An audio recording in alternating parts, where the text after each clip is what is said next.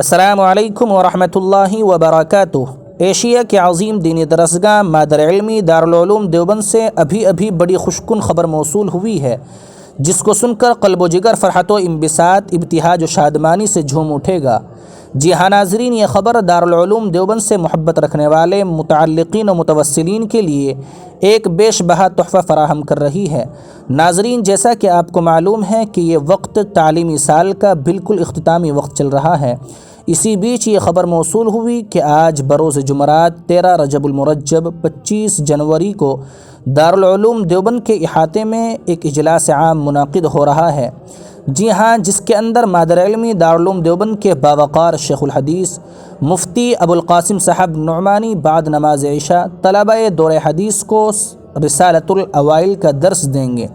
نیز دارالعلوم دیوبند کے شیخ ثانی مفتی امین صاحب پالنپوری دامت برکاتہم العالیہ بھی آج بعد نماز مغرب بخاری شریف ثانی کا آخری درس دیں گے، اور ابھی تقریباً 11 بجے نواسہ شیخ الاسلام حضرت مولانا مفتی محمد سلمان صاحب منصور پوری زید مجدہ دامت برکاتہم العالیہ ترمذی شریف کا آخری درس دیں گے۔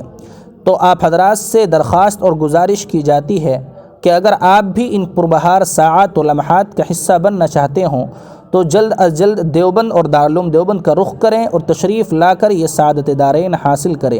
آپ اس خبر کو سن رہے تھے بزم تھانوی یوٹیوب چینل کے تاریخی پلیٹ فارم پر۔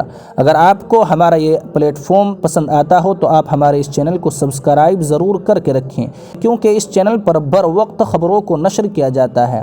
والسلام علیکم ورحمۃ اللہ وبرکاتہ۔